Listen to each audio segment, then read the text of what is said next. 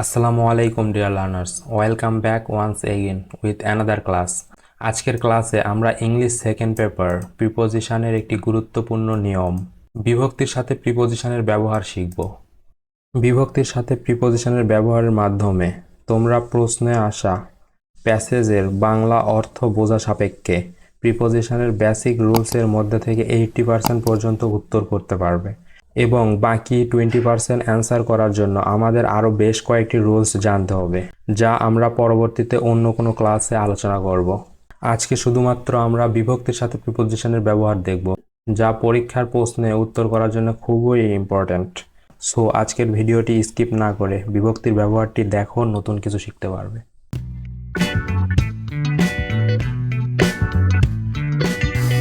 প্রিপোজিশনে ভালো করার জন্য আমাদের বেশ কয়েকটি বিষয় জানতে হবে। যেমন প্রথমত কিছু বেসিক প্রিপোজিশনের ব্যবহার জানতে হবে, যার মধ্যে আমরা আজকে বিভক্তির সাথে প্রিপোজিশনের ব্যবহার দেখব। দ্বিতীয়ত প্যাসেজের বাংলা অর্থ বুঝতে পারতে হবে, অর্থাৎ প্যাসেজের বাংলা অর্থ যে ভালো বুঝতে পারবে তার জন্য প্রিপোজিশন অ্যান্সার করাটাও অনেকটা ইজি হয়ে যাবে। যেমনটি বিভক্তির সাথে প্রিপোজিশনের ব্যবহার করার ক্ষেত্রেও প্যাসেজের বাংলা অর্থ বোঝা খুবই গুরুত্বপূর্ণ। দেন কিছু অ্যাপ্রোপ্রিয়েট প্রিপোজিশন মুখস্থ রাখতে হবে, কারণ পুরো 10টা প্রশ্নের মধ্যে প্রিপোজিশন 4টে থেকে 5টা থাকে, যা কোনো রুলসের মধ্যে পড়ে না। তাই প্রিপোজিশনে ভালো মার্ক তোলার জন্য অ্যাপ্রোপ্রিয়েট প্রিপোজিশন মুখস্থ করার কোনো বিকল্প নাই। তোমাদের সুবিধার্থে এসএসসি এবং এইচএসসি বিগত সালে আসা অ্যাপ্রোপ্রিয়েট প্রিপোজিশনগুলো ডিসক্রিপশন বক্সে দিয়ে রাখবো, তোমরা এখান থেকে ডাউনলোড করে নিয়ে অবশ্যই মুখস্থ করে নিবা। দেন বেশি বেশি প্র্যাকটিস করতে হবে, কারণ তুমি রুলস শিখলা এবং অ্যাপ্রোপ্রিয়েট প্রিপোজিশন মুখস্থ করলা কিন্তু প্র্যাকটিস করলা না, সেটা দিন শেষে পরীক্ষার খাতায় যখন যাবা তখন তোমার এটা কোনোটাই কাজে আসবে না। সেক্ষেত্রে বেশি বেশি প্র্যাকটিস করার কোনো বিকল্প নেই। দেন চলো আমরা বিভক্তির সাথে প্রিপোজিশনের ব্যবহার দেখি। প্রথমত দ্বিতীয়া বিভক্তি কে রে প্রতি দিকে। দ্বিতীয় বিভক্তি কে রে প্রতি দিকে কোনো বাক্যে বাংলা অর্থ দিলে সে বাক্যের নাউন বা প্রোনাউনের পূর্বে প্রিপোজিশন টু বসে। যেমন we are going to Rajshahi, আমরা রাজশাহীর দিকে যাচ্ছি। এখানে দেখো বাংলা অর্থে রাজশাহীর দিকে যাওয়া অর্থে এখানে প্রিপোজিশন রাজশাহীর পূর্বে টু বসেছে। দেন তৃতীয়া বিভক্তি দ্বারা দিয়ে কর্তৃক। তৃতীয়া বিভক্তির ক্ষেত্রে বাই অ্যান্ড উইথ দুইটা প্রিপোজিশনে বসে। বাই বসে পার্সনের ক্ষেত্রে এবং উইথ বসে কোনো বস্তু বা বিষয়ের ক্ষেত্রে। যেমনটি দেখো the bear was killed by a man, ভাল্লুকটি একজন মানুষ দ্বারা নিহত হয়েছিল। এখানে দ্বারা বোঝাতে পরবর্তী ব্যক্তি থাকার কারণে এখানে বাই বসেছে। এবং দ্বিতীয় উদাহরণটিতে a man killed the bear with a gun, এখানে প্রিপোজিশনের পরবর্তীতে আ গান অর্থাৎ বস্তুবাচক থাকার কারণে এখানে প্রিপোজিশন উইথ বসেছে, বাই না বসে।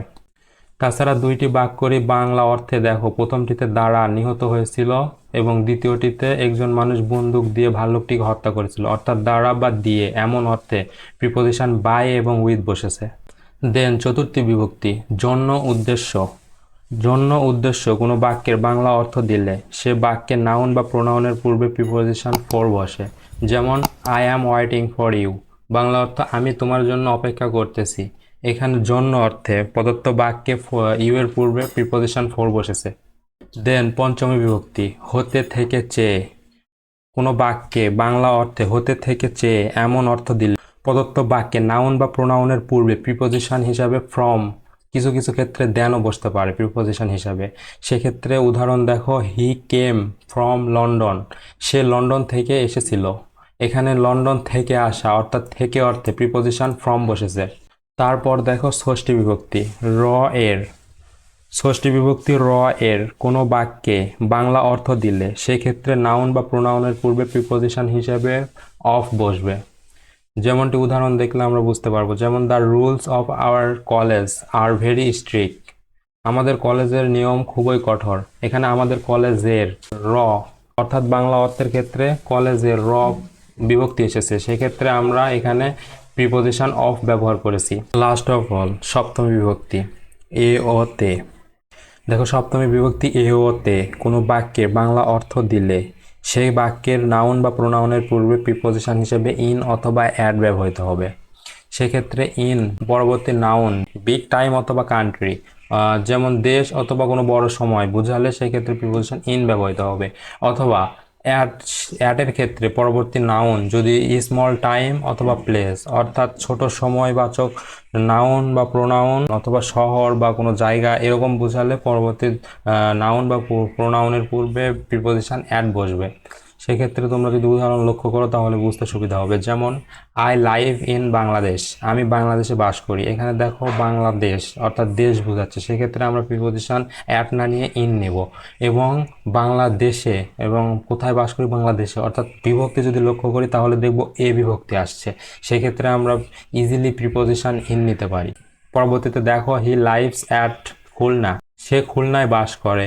এই বাক্যেও দেখো এখানে খুলনা একটা শহর, ছোট শহরকে বোঝাচ্ছে, সেক্ষেত্রে এখানে আমরা ইন প্রিপোজিশন না নিয়ে অ্যাট নিয়েছি। এবং পরবর্তীতে দেখো বাংলা অর্থে বিভক্তির ক্ষেত্রে খুলনায় উনতাস্তীয় এসেছে, সেক্ষেত্রে আমরা বিভক্তি অনুসারে প্রিপোজিশন অ্যাট নিয়েছি। সো এইভাবে তোমরা যদি বিভক্তির সাথে প্রিপোজিশন মিলিয়ে বাংলা অর্থ অনুসারে দেখো তাহলে অনেক ইজিলি তোমরা প্রিপোজিশনের অ্যান্সার করতে পারবে। বিভক্তির ব্যবহার ছাড়াও কিছু বেসিক যেগুলো রুলস আছে সেগুলো কিছুটা দেখতে হবে, কারণ সবগুলো বিভক্তির সাথে মিলিয়ে করা যাবে না। এবং অ্যাপ্রোপ্রিয়েট প্রিপোজিশন তো আছেই। অ্যাপ্রোপ্রিয়েট প্রিপোজিশন যেহেতু আমি দিয়ে দিচ্ছি, এগুলো মুখস্থ করলেই তোমাদের হয়ে যাবে, কারণ এগুলো বিগত কয়েক সালের বোর্ড কোশ্চেন থেকেই নেওয়া হয়েছে। এবং তাছাড়া বাকি যেগুলো গুরুত্বপূর্ণ রুলস সেগুলো নিয়ে আমরা পরবর্তী কোনো ক্লাসে আলোচনা করব। আজকে এই পর্যন্তই। See you soon. আসসালামু আলাইকুম।